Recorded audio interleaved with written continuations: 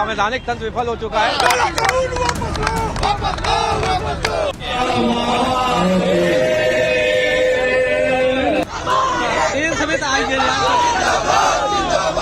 भारत का अमन चैन बना रहे, नेपाल या बांग्लादेश की स्थिति भारत में न निर्मित हो। या तो यूजीसी के नए नियमावली को आप वापस करिए या मुझे इच्छा मृत्यु की अनुमति प्रदान करिए। किसी को उत्पीड़न होने नहीं दिया जाए, कोई भेदभाव नहीं होगा, कोई डिस्क्रिमिनेशन के नाम पे किसी को भी मिसयूज करने का अधिकार नहीं रहेगा।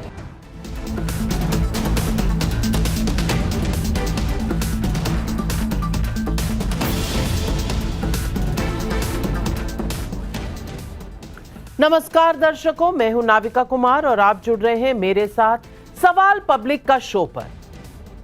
देश की यूनिवर्सिटी में एक कॉमन नारा होता है, लड़ो पढ़ाई करने को और पढ़ो समाज बदलने को। लेकिन आज स्वर्ण छात्रों का आरोप है कि वो कॉलेज और यूनिवर्सिटी में इस बात की लड़ाई लड़ रहे हैं कि जब वो पढ़ने जाएं तो कहीं जातीय भेदभाव के झूठे आरोप में फंस ना जाएं, मतलब उन्हें फंसा ना दिया जाए। यूनिवर्सिटी ग्रांट कमीशन यानी यूजीसी के नए नियम के विरोध में पूरे देश में जबरदस्त विरोध प्रदर्शन हो रहा है। नियमों में बदलाव के विरोध की आंच अब चिंगारी से ज्वाला बनती नजर आ रही है। इस नए नियम के विरोध में छात्र, टीचर के साथ कई राजनेता भी हैं। नए बदलाव को हिंदुओं को जाति में बांटने वाला भी बताया जा रहा है, लेकिन जाति पर राजनीति करने वाली सभी पार्टियां लगभग इस पर बोलने से बच रही हैं। कुछ पार्टियां जरूर इसका समर्थन कर रही हैं, लेकिन सवाल है कि क्या यूजीसी का नियम सच में स्वर्ण यानी जनरल कैटेगरी में आने वाले छात्र छात्राओं के खिलाफ है? दरअसल 13 जनवरी को यूजीसी ने विश्वविद्यालय अनुदान आयोग विनिमय 2026 जारी किया। यूजीसी रेगुलेशंस 2026 में 3 बड़े बदलाव लेकर आया। इसमें जातीय भेदभाव की स्पष्ट परिभाषा दी गई है। इसमें कहा गया है कि जाति, धर्म, नस्ल, लिंग, पैदाइश के स्थान, दिव्यांगता के आधार पर पक्षपाती व्यवहार जो समानता में बाधा डाले उसे जातिगत भेदभाव माना जाएगा। इस डेफिनेशन में SC/ST के साथ OBC छात्रों को शामिल किया गया है। वहीं झूठी शिकायत करने पर सजा का जो प्रावधान पहले ड्राफ्ट में था उसे फाइनल गैजेट में हटा लिया गया है। यानी अगर किसी छात्र के खिलाफ झूठी और जानबूझकर दुर्भावनापूर्ण तरीके से शिकायत की गई तो ड्राफ्ट में शिकायत करने वाले को फाइन या कॉलेज से सस्पेंड करने का प्रोविजन तो था, अब इसे हटा लिया गया है। जनरल कैटेगरी के छात्रों के विरोध प्रदर्शन की सबसे बड़ी वजहों में से यही एक वजह है, क्योंकि ये नियम एक तरफा दिखता है। यूजीसी के नए नियम के विरोध करने वालों का तर्क है कि भेदभाव की परिभाषा स्वर्ण छात्रों के खिलाफ क्यों है। आरोप है कि नए नियमों से स्वर्ण छात्र स्वाभाविक अपराधी की तरह ही देखे जाएंगे। ऐसा क्यों? आरोप है कि स्वर्ण छात्र के साथ भेदभाव हो तो उनके लिए शिकायत करने का प्रावधान ही नहीं है। झूठी शिकायत करने पर कोई सजा का प्रावधान क्यों नहीं होना चाहिए? आरोप है कि इक्विटी कमेटी में जनरल कैटेगरी के सदस्य की अनिवार्यता का जिक्र भी नहीं है। अगर आरोप वंचित वर्गों के लोगों के बीच ही लगे तो समिति क्या करेगी, इसका भी कोई डिटेल नहीं। छात्रों के साथ साथ संत समाज भी इस नए नियम के खिलाफ खुलकर सामने आ गया है। कई ब्यूरोक्रेट्स भी इसके खिलाफ है। बरेली सिटी मजिस्ट्रेट अलंकार अग्निहोत्री इसके विरोध में इस्तीफा दे चुके हैं। सरकार ने क्या कहा आगे बताऊंगी, लेकिन सवाल पब्लिक का है कि पूरे देश में प्रोटेस्ट, क्या सरकार यूजीसी के नए नियम को वापस लेगी? ये सवाल आज पब्लिक पूछ रही है।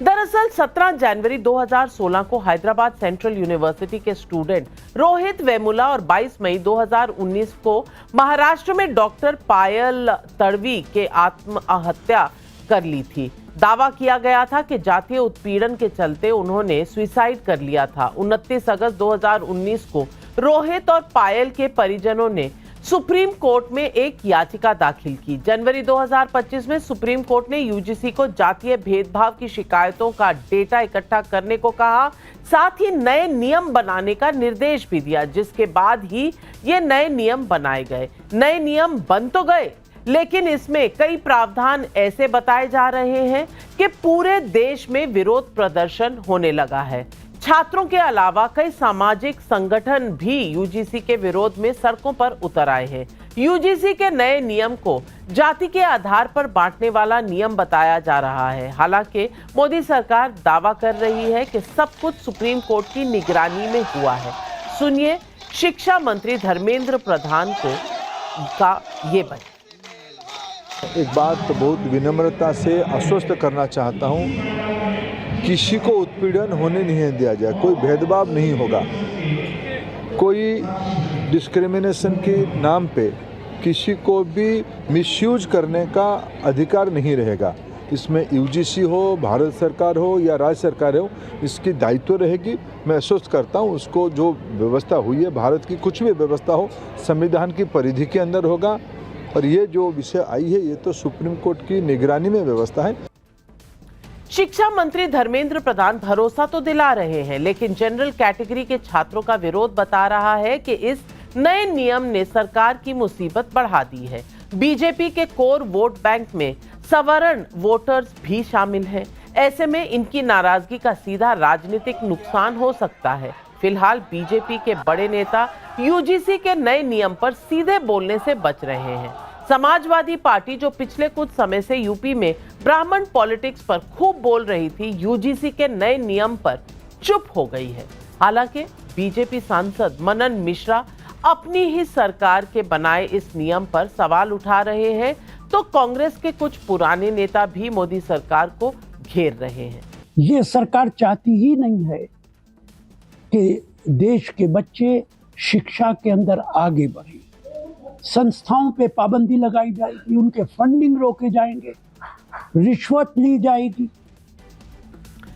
एक तरफ विरोध हो रहा है तो दूसरी तरफ नए नोटिफिकेशन का समर्थन भी किया जा रहा है। यूजीसी के नए नियम का मुद्दा आज ऑल पार्टी मीटिंग में भी उठा। आजाद समाज पार्टी के समर्थक चंद्रशेखर ने कानून का समर्थन किया। आरजेडी भी समर्थन में है, तो यूपी में बीजेपी के सहयोगी ओपी राजभर का दावा है कि जनरल कैटेगरी में कोई नाराजगी नहीं है। सुनिए किसने क्या कहा। बीजेपी को कोई नुकसान नहीं है और नाराज किस बात के लिए होंगे। सामान्य वर्ग मंदिर बनाने की बात किया, मंदिर बनवा दिया एनडीए सरकार ने। 10% आरक्षण की बात किया, आरक्षण भी सरकार ने दे दिया। तो नाराज काम कहाँ नहीं हो रहा है, नाराजगी कहाँ है। कि कई समूह कई वर्ग के लोग इसे नाहक मुद्दा बना कर करके देश में एक बवेला पैदा करना चाहते हैं। भारत की सरकार ने चुप्पी साध रखी है, लेकिन जहां यूजीसी के मामले जो रपटे आई है, रपटों में जो कवच दी गई है एससी एसटी और ओबीसी के लोगों को, इस पर कोई कंप्रोमाइज हो ही नहीं सकता। तो सिर्फ एससी एसटी के लिए नहीं, ओबीसी को भी जोड़ा है। तो मेरी समझ में ये नहीं आ रहा है कि जब उसमें ईडब्ल्यूएस यानी कि आर्थिक रूप से कमजोर वर्गों को जोड़ दिया गया है, जिसमें सारे ही सामान्य जाति के बच्चे हैं, ये अलग जो है आर्थिक रूप से कमजोर वर्ग है जिसमें एससी एसटी ओबीसी नहीं है, सिर्फ सामान्य जाति के बच्चों को 10% आरक्षण दे दिया गया है, तो उनको भी उसमें ऐड कर लिया गया। तो फिर किसी को दिक्कत क्या हो रही है। इस नए नियम को लेकर संत समाज में भी आक्रोश है। जगत गुरु परमहंस आचार्य ने इस नए नियम के विरोध में इच्छा मृत्यु की मांग तक कर दी है। वहीं स्वामी अविमुक्तेश्वरानंद इसे हिंदुओं को जाति में बांटने वाला बता रहे हैं। मैंने देश के माननीय प्रधानमंत्री नरेंद्र मोदी जी को पत्र भेज करके इच्छा मृत्यु की मांग किया है। या तो यूजीसी के नए नियमावली को आप वापस करिए या मुझे इच्छा मृत्यु की अनुमति प्रदान करिए, क्योंकि यूजीसी की नई नियमावली से देश के 35% सवर्णों के बच्चों को बेगुनाह होने पर भी फंसाया जाएगा। तो आपने एक जाति को दूसरी जाति के सामने क्यों खड़ा किया? ऐसा कानून क्यों लेकर के आए? अगर ये बात लोग उठा रहे हैं तो इसमें उनकी क्या गलती है? आप क्या कर रहे हैं? हिंदू के सामने हिंदू को खड़ा कर रहे हैं लड़ने के लिए, जाति दुश्मन बना रहे हैं। ऐसे में सवाल पब्लिक का है। सवाल नंबर 1, क्या कॉलेज कैंपस में समता के नाम पर लाया गया यूजीसी का नया नियम सचमुच जनरल कैटेगरी के छात्रों के खिलाफ है? कैंपस में ठाकुर पंडित पर दंगल, क्या यूजीसी का नया नियम हिंदुओं को जातियों में बांटने वाला है? सवाल नंबर 3, पूरे देश में प्रोटेस्ट, क्या सरकार यूजीसी के नए नियम को वापस लेगी? और सवाल नंबर 4 जो जनता पूछ रही है, क्या सरकार के आश्वासन के बाद यूजीसी के नए नियम का विवाद थम जाएगा या फिर और बढ़ेगा? ये सवाल आज पब्लिक पूछ रही है। सवालों के जवाब देने के लिए आज हमारे साथ जुड़ रहे हैं डॉक्टर संतोष मेहरोत्रा, पूर्व प्रोफेसर हैं जेएनयू के, शेखर अय्यर वरिष्ठ पत्रकार हैं, शाइना एनसी राष्ट्रीय प्रवक्ता हैं शिवसेना शिंदे गुट की। हमारे साथ आज बादशाह आलम राष्ट्रीय प्रवक्ता आरजेडी के जुड़ रहे हैं, डॉक्टर आनंद रंगनाथन ऑथर हैं, प्रोफेसर हैं जेएनयू में, कमरुजमान चौधरी भी राजनीतिक विशेषज्ञ हमारे साथ जुड़ रहे हैं। डॉक्टर आनंद रंगनाथन, मैं आपसे पूछना चाहती हूं, आज बहुत विरोध हो रहा है इन कई खेमों में इन यूजीसी के नए नियमों में। मैं पूछना चाहती हूं कि आप इस नियम के साथ खड़े हैं या खिलाफ खड़े हैं, और अगर खिलाफ है तो क्यों है? ऐसा क्या है इस नियम में? क्योंकि ये नियम, बहुत से लोग ये कह रहे हैं कि जितने दलित हैं, पिछड़े हैं, उनको प्रोटेक्शन देने के लिए है। नमस्कार नाविका, और मेरे फेलो पैनलिस्ट को भी नमस्कार। देखिए, बहुत ही महत्वपूर्ण प्रश्न आपने पूछा है, और मेरा ये व्यू है कि यूजीसी के जो ये इक्विटी नियम हैं, ये पूरी तरह से अन्यायपूर्ण हैं और इनको बदलना ज़रूरी है। क्यों? नंबर 1, जो जाति भेदभाव के पीड़ित, उनकी परिभाषा दे रखी है इन लॉज में, उसमें सामान्य वर्ग को शामिल ही नहीं किया गया है। मतलब कोई कास्ट डिस्क्रिमिनेशन विक्टिम्स में जनरल कैटेगरी के लोग शामिल ही नहीं हैं। इसका मतलब किसी को अगर ब्राह्मण समाज के आदमी को अगर उसके अगेंस्ट डिस्क्रिमिनेशन होता है तो वो कैटेगरी में नहीं आता है। और ये पता नहीं ड्राफ्ट किसने किए हैं कि उसके इमीडिएटली नेक्स्ट क्या रखा है कि डिस्क्रिमिनेशन इंक्लूड्स एवरीथिंग। तो ये समझना चाहिए कि आपने गलत डेफिनेशन दे रखी है। नंबर 2, जो इक्विटी समितिज बनाई गई है उनकी रचना में सामान्य वर्ग का जिक्र ही नहीं है, बाकी सारे वर्गों का जिक्र है। ये क्यों छोड़ा गया? और नंबर 3, जो झूठी शिकायतों को सजा देने का नियम होना चाहिए वो नहीं है। किसी भी कानून को नाविका ये सुनिश्चित करना चाहिए कि वह सभी को न्याय दे, ना कि सिर्फ कुछ लोगों को। एक अच्छा कानून दुरुपयोग किया जा सकता है और इसमें अच्छे कानून का कोई दोष नहीं है, लेकिन आप एक बुरे कानून का दुरुपयोग नहीं कर सकते, क्योंकि आप इसे सिर्फ उपयोग कर सकते हैं। और यही होगा, जैसा कि मार्टिन लूथर किंग ने कहा था, कहीं भी हो रहा अन्याय हर जगह हो रहे न्याय के लिए खतरा है। अन्याय को सुधारना जरूरी है, लेकिन इसको दोबारा लागू करके नहीं सुधारा जा सकता नाविका। निरपराध लोगों को उन पापों की सजा देना जो उन्होंने खुद नहीं किए, अन्याय को सुधारना नहीं है, बल्कि इसे जारी रखना है। और उसका सबसे हिंसक और बदले की भावना वाले रूप में ये आगे आया है। यूजीसी के इक्विटी लॉज कैंपस में हो रहा एक अन्याय है जो देश में हो रहे न्याय के लिए खतरा बनेगा। मैं पहले ही कह चुका, और आपने देखा होगा पिछले 2 दिन से एक स्पोक्स पर्सन है, वो कह रहे हैं कि फर्जी केसेस ठोके जाएं सवर्ण पे, उनको फंसाया जाए।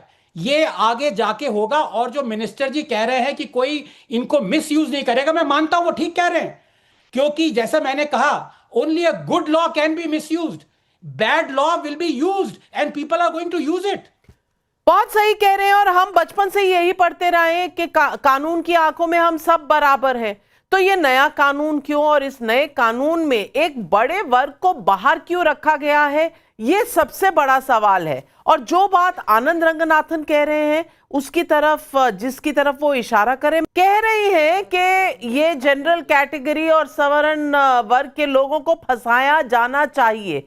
शाइना एनसी जी, मैं आपसे पूछना चाहती हूं, क्या जानबूझकर अपर कास्ट को, जनरल कैटेगरी के लोगों को फंसाए जाने के लिए आप ये नए रूल लेकर आए हैं? नंबर 2, किसी से बात करते हुए उन्होंने मुझे एक उदाहरण दिया और ये कहा कि कहीं एक अपर कास्ट की लड़की किसी कॉलेज में पढ़ती है, उसे कोई SC ST की तरफ से या OBC की तरफ से कोई लड़का प्रपोज करने की कोशिश करता है और उसका उसमें इंटरेस्ट नहीं है, अपनी स्वेच्छा से इंटरेस्ट नहीं है। अब उसको क्या माना जाएगा? उसको माना जाएगा कि आपने कहीं ना कहीं कोई गलत भावना से मना कर दिया है, कास्ट देखकर मना कर दिया है। क्या उस लड़की का अपना डिसीजन कोई मायने नहीं रखेगा जस्ट बिकॉज वो जनरल कैटेगरी की है? ये एक हाइपोथेटिकल एग्जाम्पल है, लेकिन एग्जाम्पल बहुत बहुत तगड़ा है। मैं पूछना चाहती हूं, ये प्रावधान क्या करेंगे ऐसी सिचुएशन? सर्वप्रथम नाविका जी, यूजीसी का एक ही लक्ष्य है कि सबको इक्वालिटी मिले, जितने भी विद्यार्थी हैं उनको मौका मिले और कहीं भी डिस्क्रिमिनेशन ना हो। अभी आपने सवाल पूछा महिलाओं को, ये इक्विटी जो कमिटीज हैं वहां शेड्यूल कास्ट भी है, शेड्यूल ट्राइब भी है, OBC भी है, महिला भी है, दिव्यांग भी है। तो क्या एक महिला जनरल कैटेगरी में नहीं आती है? मैं पूछना चाहती हूँ कि जब महिला की आप बात करते हैं तो महिला का जात पात धर्म के आधार पे नहीं है, वो है, यहाँ ये प्रावधान है 24/7 जो एक हेल्पलाइन है, जहां पहले कभी ये हेल्पलाइन था ही नहीं, जहां पेनल्टीज है, जहां इंस्टीट्यूशंस में जहां फंडिंग का दुरुपयोग किया जाता है, जहां अंडरहैंड डीलिंग्स है, वहां भी ये प्रावधान लाया गया। तो मैं आपसे विनती करूंगी कि ये होगा तो ये होगा, इसके ऊपर न चर्चा करते हुए ये देखें कि कैसे इस सिस्टम को बेहतर किया जाए। जब इक्वल अपॉर्चुनिटी सेंटर्स की हम बात करते हैं आज, तो क्या है लक्ष्य? एक ही लक्ष्य है ना कि you handle complaints and you make sure that there are complaints which are dealt with appropriately. जब आप UGC 2026 की चर्चा करते हैं तो बहुत सारे कंट्रोवर्सीज लोगों ने बोला है कि general versus non general, OBC, schedule caste, schedule tribe. लेकिन सवाल ये उठता है कि जब सिस्टम्स आते हैं इन प्लेस और जहां 24/7 हेल्पलाइन है, जहां कुछ भी गलत हो रहा है तो आप भी उजागर कर सकते हैं। और ये पूरे जो प्रावधान है सुप्रीम कोर्ट की गाइडलाइंस, लेकिन ये गाइडलाइंस ये भी कहते हैं कि जनरल हेल्पलाइन जो है उस पर अगर ये कमिटी सोचे तो वो पुलिस को बता दे।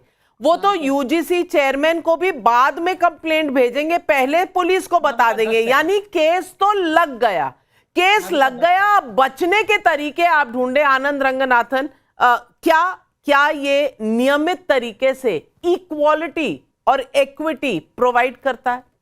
देखिए शाइना जी की मैं बहुत रिस्पेक्ट करता हूं, इन्होंने बिल्कुल ठीक कहा कि वो कमिटी के जो कॉन्स्टिट्यूएंट्स होंगे उसमें लिख रखा है कि विमेन विल बी इंक्लूडेड। इन्होंने पूछा क्या जनरल कैटेगरी विमेन में नहीं आती? बिल्कुल आती हैं। मैं शाइना जी से पूछना चाहता हूं, क्या दलित कैटेगरी विमेन में आती है शाइना जी? ऑफ कोर्स आती है। क्यों मेंशन किया? अलग से दलित क्यों मेंशन किया है? अलग से दलित और SC ST क्यों मेंशन किया है? वो सब भी तो आते हैं। क्योंकि उसमें महिला पुरुष दोनों है ना। तो जनरल कैटेगरी में भी महिला पुरुष दोनों है। ये सवाल महिला पुरुष दोनों जनरल कैटेगरी में भी है। एक में आप स्पेसिफिकली प्रोवाइड करेंगे, दूसरे में नहीं करेंगे। ये on the face of it unequal लगता है, इसमें समानता है ही नहीं। ये समानता पूरी पहले मिनट से आपने खुद ही खारिज कर दिया शाइना NC जी। बल्कि नहीं नाविका जी, बल्कि आप होलिस्टिकली देखें तो इस देश की परिस्थिति और परिभाषा भी बदल चुकी है। जो schedule caste, schedule tribe, OBC तक सीमित था, वहां महिलाओं को इंक्लूड करके मुझे लगता है 50% आबादी वहीं पर आ जाती है। दिव्यांग क्या आपने कभी भी सोचा कि दिव्यांग को भी जोड़ देंगे इस पूरे कैटेगरी में? तो आपका कहने का मतलब मैं समझ गई, महिलाओं का आपने खास ध्यान रखा है, लेकिन हमारे बेटे हैं, उन्हें ये फेस करने दो, उन्हें इक्वालिटी की जरूरत नहीं है। क्या आप यही कहना चाह रही हैं? और कमरुज़मान चौधरी, बच्चे हों, बेटियां हों या बेटे हों, एक ही तराजू में होने चाहिए। किसी ने ये नहीं कहा कि डिस्क्रिमिनेशन उनमें होना चाहिए। मैं पूछना चाहती हूं कि ये जो यूजीसी के नए रूल हैं, इसमें एससी, एसटी, ओबीसी, महिला, दिव्यांग हैं, लेकिन जनरल कैटेगरी का मेंशन नहीं है और कहीं पर भी फेक कंप्लेंट्स होने पर कोई भी पेनल्टी नहीं है। और ये फेक कंप्लेंट्स कितनी हो चुकी हैं, कोर्ट्स में कितनी सुनवाइयां चल रही हैं। ऐसे एक तो शख्स हैं जिन्होंने 18 ऐसे एससी एसटी एक्ट के केसेस लगाए हुए हैं यूपी में, वो भी अपने पॉलिटिकल राइवल्स के खिलाफ, अपने बिजनेस राइवल्स के खिलाफ, प्रॉपर्टी डील्स के खिलाफ। अब इसका मिसयूज हो सकता है, मैं नहीं कह रही हूं कि हर इंसान करेगा, लेकिन हो भी सकता है। उसके लिए भी तो रूल्स में प्रावधान होने चाहिए। क्या ये नए रूल्स वो प्रावधान, वो सेफ्टी वाल्व रखता है या नहीं? नाविका जी, सबसे पहले देखिए, यहाँ पे आपके साथ आज हम 6 लोग यहाँ पे पैनलिस्ट है, जबकि सबसे इंपॉर्टेंट पैनलिस्ट जो है आज मिसिंग है, भारतीय जनता पार्टी का एक प्रवक्ता। समझ में नहीं आया, शायद आपने इनवाइट नहीं किया होगा। नहीं, मैंने बिल्कुल इनवाइट किया था, रोजमर्रा की तरह। भारतीय जनता पार्टी भी नहीं आई, लेकिन समाजवादी पार्टी भी नहीं आई। ये मैं साझा कर दूं अपने दर्शकों यहाँ पे देखिए, आज देखिए जिस तरह से आनंद रंगनाथन जी सरकारी हिमायत करते थे इतना दिन, आज उसका विरोध में खड़े हैं। यहाँ पे बहुत सारे कुछ सवाल जवाब करने का समय आ रहा है। वो प्रूव करता है कि उनकी थिंकिंग इंडिपेंडेंट है। जिस मुद्दे पर वो सपोर्ट करना चाहते हैं वो करते हैं, जिस मुद्दे पर सपोर्ट नहीं करना चाहते वो नहीं करते हैं। ये बिल्कुल फ्री थिंकर की आजादी होती है उनका। नाविका जी, आप प्रवक्ता ना बने, आनंद जी का वो जवाब दे देंगे, लेकिन सवाल यहाँ पे जो मुद्दा का बात उठ रहा है यहाँ पे, देखिए आनंद जी मेरे को 2 मिनट का समय दीजिए, मैं बात खत्म करूंगा। ये देखिए, ये एक चरित्र बन चुका है, ये एक चरित्र बन चुका है मोदी सरकार का। चाहे किसान कानून हो, जमीन अधिग्रहण हो, पर्यावरण नियम हो या शिक्षा कानून हो, मोदी सरकार का ट्रैक रिकॉर्ड साफ है। बिना सलाह, बिना मशवरा के कानून बनाओ, नियम बनाओ, उसके बाद जब लोग सड़कों पे उतरेंगे तो विरोध होगा, उसके बाद उसको वापस लो। ये मजबूत नेतृत्व का निशानी नहीं है, ये है कायर नीति और कायर विफलता, नीति विफलता का निशानी है। जबकि कांग्रेस पार्टी ने अपने संकल्प पत्र में रोहित वेमुला एक्ट का जिक्र किया था कि हम अगर सत्ता पे आते 2024 में तो हम रोहित वेमुला एक्ट पार्लियामेंट के जरिए हम बनाएंगे और लोगों को जिस तरह से यूनिवर्सिटीज में, कॉलेजेस में लोगों को शोषण किया जाता है या पीड़ित लोगों के खिलाफ जो भी कानून बनाना है हम बनाएंगे कानून की तरफ। लेकिन आज मोदी सरकार ने क्या किया, यही जो एक महत्वपूर्ण कानून जिसको सुप्रीम कोर्ट ने भी बोला कि आपको लागू करना है, उसने लाया एक रूल्स का तहत। ये रूल्स तो आज है, कल पन्ना जो है फाड़ देंगे, रूल्स खत्म हो गया। तो किस तरह से ये दिखावा कर रहे हो?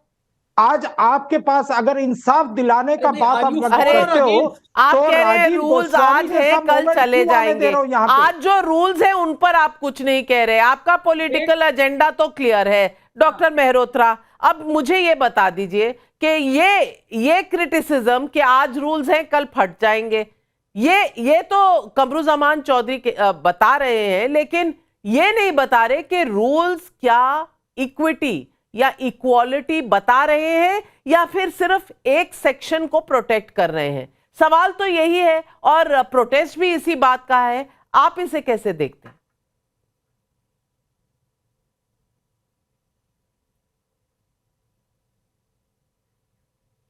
आप अपने आप को अनम्यूट कर लें सर। कुछ तथ्य प्रस्तुत करने की इजाजत मांग रहा हूं नाविका जी। जी। गुरु जगदानंद जी फरमा रहे थे कि उच्च जाति के लोग 35% हैं हमारे समाज में, वो 35% के आसपास भी नहीं है, वो 35% का आधा भी नहीं है, वो लगभग 15% हैं और उससे अधिक नहीं है। अर्थात 85% लोग हमारे देश के या SC या ST या OBC हैं। तो पहली चीज तो ये। दूसरी चीज ये देखिए कि आपका शो क्या दिखा रहा है कि इंदौर में कि विरोध हो रहा है, जबलपुर में, कानपुर में, सहारनपुर में, लखनऊ में, यानी कि यूपी और मध्य प्रदेश यानी कि भाजपा शासित राज्यों में हो रहा है। और संत समाज से इसमें क्या लेना देना? संत समाज इसमें क्यों लपक करके के बीच में आ गया है? और भाजपा के जिन प्रवक्ता को आप लेकर के आई, मनन भाजपा मिश्रा का जी, कोई मनन प्रवक्ता मिश्रा है जी, नहीं। अभी मैंने यही बताया कि भाजपा ने अपना प्रवक्ता भेजा नहीं। मैं क्लैरिफाई नहीं, इस पैनल पे बहुत से लोग हैं जो भाजपा के प्रवक्ता हो सकते हैं, मगर मैं ये कहना चाहूंगा कि मनन मिश्रा जी जो भाजपा के प्रवक्ता हैं, या आपने उनका इंटरव्यू सुनाया, वो सांसद हैं जी। हाँ, वो सांसद हैं, बड़ी अच्छी बात है। मैं ये समझाने की कोशिश कर रहा हूं कि वो भी उच्च जाति के हैं, यानी कि उच्च जाति वाले लोग ही विरोध कर रहे हैं। किसी ओबीसी ने या किसी एससी या एसटी ने इसका विरोध किया? आपने अभी तक ये तो नहीं बताया, जो आजाद बता रहे थे, एससी लीडर हैं, कि ईडब्ल्यूएस के लिए आपने एक रिजर्वेशन कर दिया है, यानी कि 50% लोगों के लिए रिजर्वेशन है, उसके ऊपर से economically weaker sections upper caste के 10% उसमें और आपने रिजर्वेशन कर दिया। उसके बारे में तो कोई चर्चा नहीं कर रहा। और सुनिएगा, यूनिवर्सिटीज का हाल, क्योंकि मैं भी यूनिवर्सिटी का प्रोफेसर रह चुका हूं जवाहरलाल नेहरू विश्वविद्यालय में, तो आप ये पाइएगा कि हमारे देश की विश्वविद्यालयों में स्थिति ये है कि जो रिजर्व सीट्स हैं एससीज के लिए वो भर्ती नहीं, जो एसटीज के लिए वो भर्ती नहीं, जो ओबीसीज के लिए वो भर्ती नहीं। भर कौन सी जाति हैं? उच्च जाति वाले, वो ओवर रिप्रेजेंटेड होते हैं अधिकतर। तो इसीलिए कानून ऐसे बनाओ कि उनके खिलाफ चले जाए। कानून ला रहे तो कानून ऐसे बनाओ कि उनके खिलाफ चले जाए। शेखर अय्यर, क्या ये आर्गुमेंट, एक सेकंड, आप किस आधार पे बोल रहे हैं कि ये कानून उनके? आपने अभी तक एक शब्द रोहित वेमुला का नहीं लिया। क्यों नहीं लिया? रोहित आपने नहीं सुना? मैंने पूरे इंट्रोडक्शन में आजाद साहब को भी सुनाया, रोहित वेमुला का रेफरेंस भी दिया, सुप्रीम कोर्ट के केस का भी हवाला दिया, हर चीज बताई, लेकिन आप सुनते वो हैं जो आप सुनना चाहते हैं। लेकिन शेखर अय्यर जी, मेरा सवाल कुल इतना है कि अगर 85% बाकी जातियों के हैं और सिर्फ 15% जनरल कैटेगरी या उच्च जाति हैं, तो फिर ये तो माइनॉरिटी हो गए, प्रोटेक्शन तो इन्हें चाहिए। इनकी प्रोटेक्शन की तो कोई बात नहीं हुई रूल्स में। मैं ये पूछना चाहती हूं कि कोई भी कानून, मैं मानती हूं एससी एसटी ओबीसी सबको प्रोटेक्शन मिलना चाहिए, मैं इसके खिलाफ नहीं हूं, लेकिन कोई भी कानून क्या बैलेंस के बिना हो सकता है? एक तरफ को प्रोटेक्शन दे दे और दूसरी तरफ के लिए इतना खुला छोड़ दे मैदान कि कोई भी कुछ भी उनके खिलाफ मिसयूज कर ले, तो उसे आप फेयर कानून कहेंगे? नाविका जी, ज्यादातर मैं समझ रहा हूं, जितना मैंने देखा है, कई गलत फहमियां फैली गई है। देखिए, ये कानून इसलिए लाया गया क्योंकि सुप्रीम कोर्ट ने जनवरी 2025 में एक जजमेंट देकर सरकार को कहा कि अभी 2012 की जो आपके रेगुलेशंस है वो मैंडेटरी नहीं है। इसीलिए क्योंकि जो हालतें हैं आईआईटीज में, बाकी हायर एजुकेशन इंस्टीट्यूशन में, जहां पिछड़े वर्ग के, दलित समाज के जो छात्र हैं, वो कई जगह आप सुइसाइड की केसेस देखें, बाकी सब चीजें देखें। इसलिए ऐसा एक व्यवस्था करिए जहां पे इस तरह का चीजें रिपीट ना हो। इसलिए कई इन्होंने सजेशन सरकार को दिया था। ये मैटर पब्लिक डोमेन में ड्राफ्ट रूल्स आया फरवरी 2025 में। उसके बाद parliamentary standing committee Digvijaya Singh ने भी इस पर टिप्पणी की है। ये लगातार ये चल रही है, लेकिन ये डिबेट फोकस में नहीं आया। लेकिन अभी जो बनाई गई है, देखिए, उसमें केवल जो बातें हैं, एक इक्विटी कमेटी की है, एक इक्विटी स्क्वाड की है, ये सारी चीजें जो है, ये कहीं भी ये नहीं है कि ये केवल जो बाकी जो नॉन रिजर्व कैटेगरी के खिलाफ है। एक प्रकार से मुझे लग रहा है एक बड़ी दो चीजें कोशिश हो रही है नविका जी, जिसको लेकर आप जानते हैं, जब रोहित वेमुला के मैटर में भी पहले क्या था कि वो दलित है, लेकिन उनके पास दलित सर्टिफिकेट लेकर बड़ा सवाल हुआ था। और दूसरी बात अभी क्या हो रही है, एक कोशिश जो उत्तर प्रदेश में क्या हो रही है, योगी के खिलाफ एक बड़ा ये शुरू हो गया है, उसमें रूलिंग पार्टी के अंदर भी लोग हैं। अभी एक ऐसी चीजें बनाई जा रही है देश भर में, छात्रों को मिसगाइड करके, मैं कहता हूं मिसगाइड करके ऐसे एक बना दो कि बीजेपी के खिलाफ जनरल कैंडिडेट मतलब जनरल कम्युनिटी भी हो जाएंगे और ये कुछ बैलेंस नहीं करेंगे तो ओबीसी में हो जाएंगे। देखिए ये मैटर पर से देखना चाहिए और पर से देखेंगे। देखिए एक ही ऑब्जेक्शन जो है, जो मैं मानता हूं एक जेन्युइन हो सकता है कि इसमें फॉल्स कंप्लेंट करने पर कोई कार्रवाई की बात नहीं है जो हटाया गया। लेकिन दिग्विजय सिंह तो चाहते थे कि भाई आप स्पेसिफिक कर दो कि हैरेसमेंट ऑफ ओबीसी केवल रखो, उसमें बाकियों को मत रखो। इसमें सारी कम्युनिटीज की मतलब यानी कि वोट बैंक का खेला एक और शुरू हो गया है, सारी पॉलिटिकल पार्टियों को मिल गया। आनंद रंगनाथन आ रही हूं, पब्लिक के कुछ सवाल है। किशोर पंडित इलाहाबाद यूपी से पूछ रहे हैं क्या यूजीसी के नए नियम ने कांग्रेस राज में लाए गए कम्युनल बिल की याद दिला दी? जो काम मुसलमानों के लिए कांग्रेस ने किया, क्या वही काम पीएम मोदी ने ओबीसी के लिए कर दिया? सवाल संजय मिश्रा भदोही यूपी से भी पूछ रहे हैं क्या गारंटी है कि यूजीसी के नए गाइडलाइंस का एससी एसटी और दहेज कानून की तरह दुरुपयोग नहीं होगा? एसके जैन दिल्ली से पूछ रहे हैं जन भावना का सम्मान करते हुए केंद्र सरकार क्या यूजीसी के नए प्रावधान पर रोक लगाएगी या संवाद का रास्ता अपनाएगी? ये सवाल है। बादशाह आलम जी, आप कहाँ खड़े हुए हैं इस पूरे डिबेट पे? क्योंकि आपकी तो नेता कह रही हैं कि अगर गलत कोई केस हो तो हमें लगाना चाहिए, अगड़ी जातियों पर ऐसे केस लगने चाहिए, गलत कंप्लेंट बनने चाहिए। ये इस तरह के बयान जो हैं क्या आपकी पार्टी को शोभा देते हैं? नहीं, वो ये बात नहीं कहना चाह रही हैं। वो जो कहना चाह रही हैं उसको आप समझ नहीं पाए शायद। अच्छा, मैं ये कह रहा हूं, मैं भी उसी पार्टी का वो हूं, प्रवक्ता हूं। ये कानून जो अभी यूजीसी लाई है, ये जो रेगुलेशन इनका आया है 2025, तो ये देखना चाहिए नाविका जी के ये इसकी जरूरत क्यों पड़ गई इस कानून को लाने के लिए।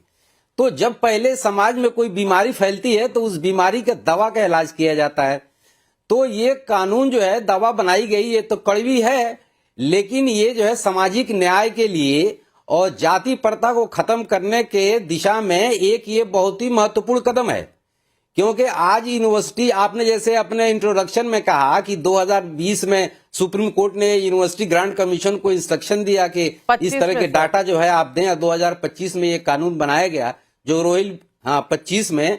तो ये डाटा जो आया है उसमें जो डाटा में ये है कि 118% जो है प्रताड़ना बढ़ी है ओबीसी, जनरल, एसटी, एससी के कैंडिडेट के साथ। तो उनके साथ जब ये ऐसी प्रताड़ना की जा रही है यूनिवर्सिटी के अंदर, ये रिकॉर्ड यूजीसी ने इकट्ठा करके दिया है।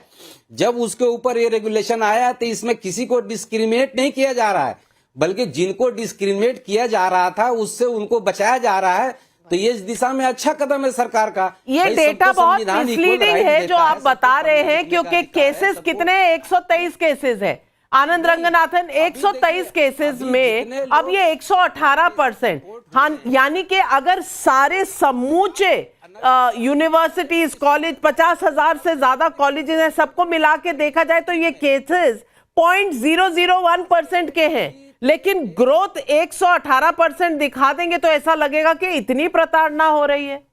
नहीं नाविका, प्लीज मुझे ध्यान से सुनिएगा। मैं दो चीजें कहना चाहता हूं। एक, अगर केसेस हो 0.00001% भी, तो भी मैं एक लॉ लाने के पक्ष में हूं, क्योंकि लॉ स्टैटिस्टिक्स पे नहीं चलता। कल को आप कह दें कि अरे भाई सिर्फ 2 मर्डर हुए हैं तो लॉ रखना ही नहीं चाहिए हमें मर्डर्स को पनिश करने के लिए, ऐसे लॉ नहीं चलता। अगर कहीं एक इनजस्टिस भी हो रहा है उसके लिए भी लॉ लाना चाहिए। बात लॉ की है ही नहीं। और जैसे कम्युनिस्ट पार्टी के प्रवक्ता है वो रोहित वर्मुला की आपकी बात कर रहे थे, बात किसी की भी नहीं है, बात है जस्ट लॉ की और अनजस्ट लॉ की। और यहां मैं शेखर जी को भी थोड़ा करेक्ट कर दूं, जैसे मैंने कहा कि जो कास्ट डिस्क्रिमिनेशन की डेफिनेशन है विक्टिम्स की, उसमें जनरल कैटेगरी के लोग इंक्लूडेड है ही नहीं। इसका मतलब Brahmins cannot be discriminated against, that is unjust. और नंबर 2, ये भी यहां पे भी आप गलत है शेखर जी, जो इक्विटी कमेटी की कॉम्पोजिशन है उसमें दलित मेंशन किया है, उसमें minorities mention, sorry SC ST mention किया है, उसमें विमेन मेंशन किया है, लेकिन उसमें जनरल कैटेगरी मेंशन क्यों नहीं किया? वही मैंने शाइना जी से पूछा, अगर ये कास्ट एग्नोस्टिक बना दें, अगर ये कहें कि जिसके अगेंस्ट कास्ट डिस्क्रिमिनेशन हो रही है उसको ये लॉ अप्लाई करते हैं, I have no problem, I have no problem with the law. हाथ ऊपर हो रहे हैं मेहरोत्रा जी, डॉक्टर मेहरोत्रा, बादशाह आलम जी कह रहे हैं कि 118% बढ़त हो चुकी है। मैं बता दूं 2020 में 173 केस थे, अब 378 केस है, इसको बताया जा रहा है। लेकिन इसका बेस क्या है? 4 करोड़ स्टूडेंट्स और 50,000 कॉलेज, यानी कि 0.001% इस तरह के रिपोर्ट होते हैं कोई केसेस। तो यानी कि मच्छर मारने के लिए क्या तलवार निकाल लेंगे? एक ये सवाल जनता पूछ रही है। नहीं, सवाल ये नहीं है जो आप उठा रही हैं, सवाल ये है कि कितने केस दर्ज होते हैं और कितने केस लोग डर के मारे सामने नहीं लाते और दर्ज नहीं करते।